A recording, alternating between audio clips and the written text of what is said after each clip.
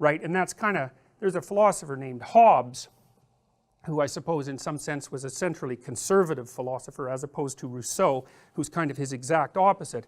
Rousseau believed that people were basically good in their natural state, so he believed nature was basically good, and he believed that culture was what corrupted people, Thomas Hobbes believed exactly the opposite. He believed that in the state of nature, let's say, every person was at every other person's throat, and the only thing that prevented continual chaos was the imposition of a collective agreement, that would be the social contract, that essentially governed how people would interact, and that would keep that underlying chaos at bay. And you know, my contention is that Hobbes was correct and Rousseau was correct, and I think that if you add Rousseau and Hobbes together, you get a total picture of the world, and that's really, I think, the picture of the world that I'm trying to relate to you. It's both at once. It's like, well, you can't just attribute human malevolence and unpredictability to society. It's a non-starter. It's like people built society, so all you're doing is pushing the problem back. It's like, where did it come from? Well, the society before, well then the one before that. It's like, well, you got to tangle up the individual in there at some point because people created society. And so you can't just blame human irrationality and malevolence on society. Well, and also it's ungrateful, for God's sake. It's like society obviously also makes you peaceful. Part of the reason you're peaceful right now, all of you, is because, well, you're not that hungry. You're certainly not starving to death. You would be a very, very different person if you were starving right now. You know, or if you were enraged, or if you were panicking, or if you were terrified because your future was radically uncertain. I mean, you're just not any of those people right now. You're satiated, and I mean that technically, you're satisfied.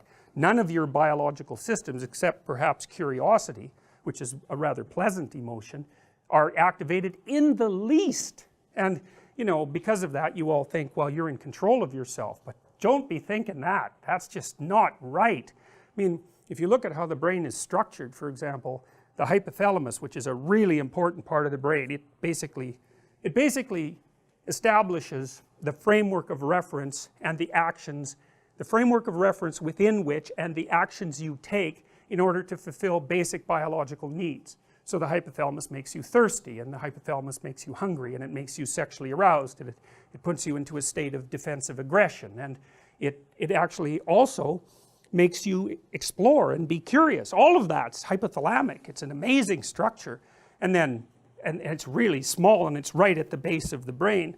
And you can imagine it as something that has tremendously powerful projections upward throughout the rest of the brain into the emotional systems and the cortical systems and all of that, like tree trunk sized connections, you know, metaphorically speaking. And then the cortex has these little like vine like tendrils going down to regulate the hypothalamus, you know, and if it's, when push comes to shove, man, the hypothalamus, that thing wins.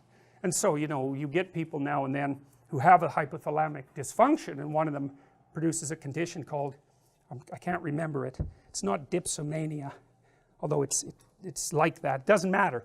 It produces uncontrollable thirst. And so what will happen is that people who have this hypothalamic problem will drown themselves by drinking water, which you can do, by the way. And so they just cannot get enough water. And there's no stopping them, right? No more than there would be stopping you if you were suffering from raging thirst. It's like, it's a happy day when the hypothalamus is not telling you what to do.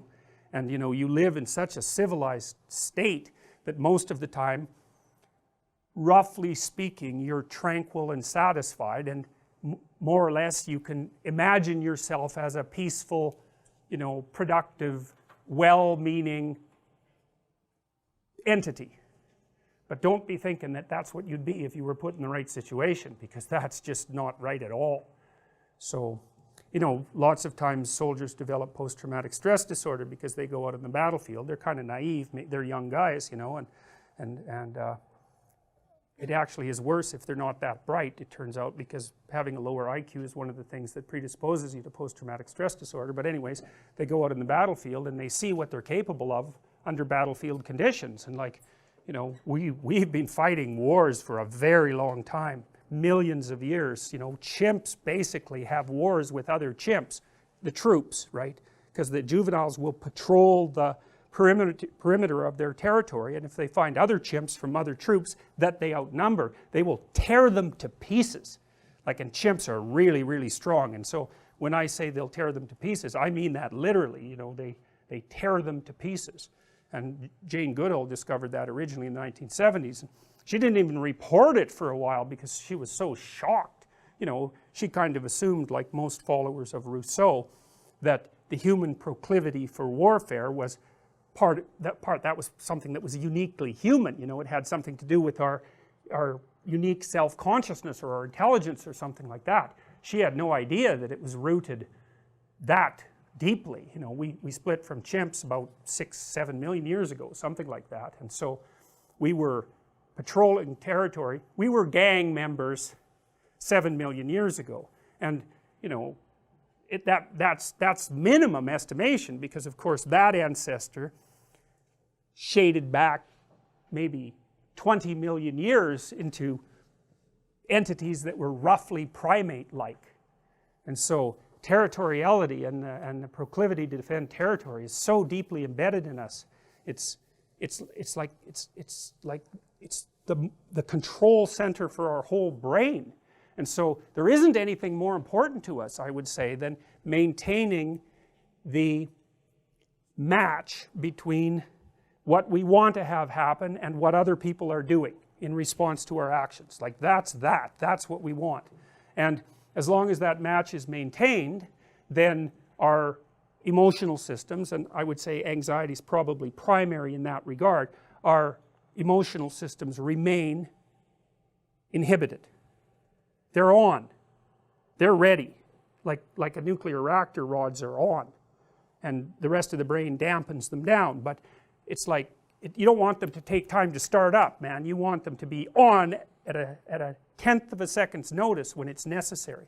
And so, you know, that's kind of why, well, if you look at a wild animal, it's like, it's alert, you know, it's ready to dart this way or that way, especially a prey animal, instantaneously, and it has reflexes built into it, as you do, that will respond way before you're conscious. So for example, if you happen to be walking down a trail and you detect something snake-like in the periphery, you'll leap away before you even know that you leapt.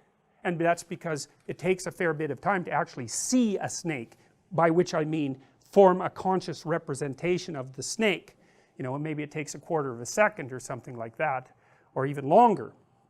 But it doesn't matter, maybe it takes 20th of a second, a tenth of a second. But the thing about the damn snake is it's way faster than that. It's really fast, that thing, and it co-evolved with primates, by the way. And so it can nail you like way faster than you can look at it. So you have your eyes map snake-like objects right onto your reflexes, so that the eyes make you jump. And then they see after that. It's like, yeah, well, now you can see, that's no problem, you know. So, all right. Now, what I would say that what we do is we live in a shared story. And the story is a way of looking at the world, and it's a way of acting in the world at the same time. And that story has to operate within narrow parameters. And this is something that's extraordinarily important to understand.